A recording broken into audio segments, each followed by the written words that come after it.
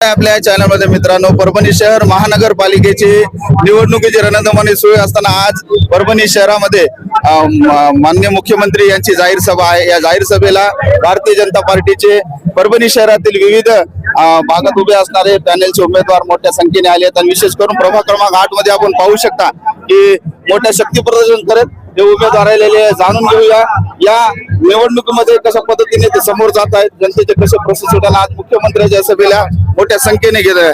क्या कहना चाहते हैं?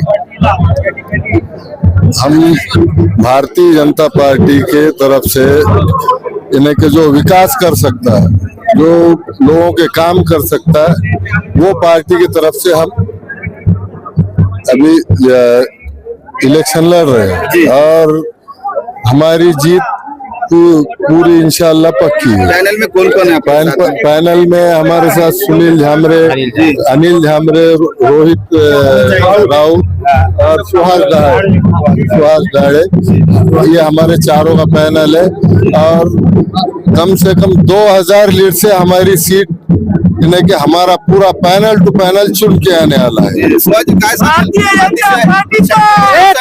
मुख्यमंत्र्यांच्या सभेला आज लाडके मुख्यमंत्री देवेंद्र फडणवीस इथं आलेले आहेत।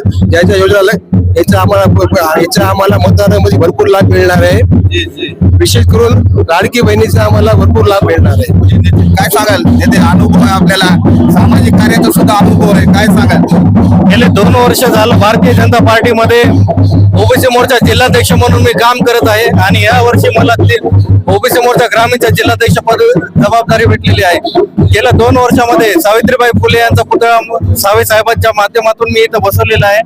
त्यावेळेस पालकमंत्री महोदय आदरणीय मेघनादिदी बोर्डीकर यांनी पूर्ण सहकार्य केलं। त्याच गोष्टीमुळे एका वर्षामध्ये फक्त सावित्रीबाई फुले यांचा पुतळा इथं बसवणं शक्य झालं, जे गेले 5-6 वर्ष झालं लोक प्रयत्न करत होते। त्याच नंतर मी सर्व ओबीसी समाजाच्या जिल्हाध्यक्ष असल्यामुळं जेवढ्या ओबीसी समाजाच्या योजना होत्या सरकारी, त्या सगळ्या त्यांच्यापर्यंत पोहोचवण्याचं काम केलं आणि नक्कीच माळी गल्लीमध्ये माझं घर असल्यामुळं याच्यानंतर आपलं जेवढं काही पॅनल तयार झालं भारतीय जनता पार्टीचं इथं 100% इथं विजय होणार। गेले 15 ते 20 वर्ष झाले इथं काही विकास दिसून आलेला नाही। सगळा जो विकास झाला भारतीय जनता पार्टीच्या काळामध्ये झालेला आहे आणि यापुढे भारतीय जनता पार्टीचं पॅनल आल्याच्या नंतर नक्कीच तुम्हाला फरक दिसून येणार। आदरणीय पालकमंत्री मेघनादिदी यांच्या मार्गदर्शनाखाली ही सगळी लढत होत आहे आणि नक्कीच तुम्हाला याचा रिझल्ट तुम्हाला 15 तारखेच्या नंतर दिसून येईल। मुस्लिम उमेदवार सोबत आहेत, मुस्लिम उमेदवारांचे सोबत असणारे हे जे शक्ती प्रदर्शन करतायत म्हणजे एकोपा दिसत आहे, याबाबत काय सांगाल? हे शक्ती प्रदर्शन फक्त येणाऱ्या निवडणुकामध्ये दाखवून द्यायचं की भारतीय जनता पार्टीला मानणारा मुस्लिम वर्ग सुद्धा आहे आमच्या सोबत, जो की विकासाला आता थारा देण्यासाठी सोबत येत आहे।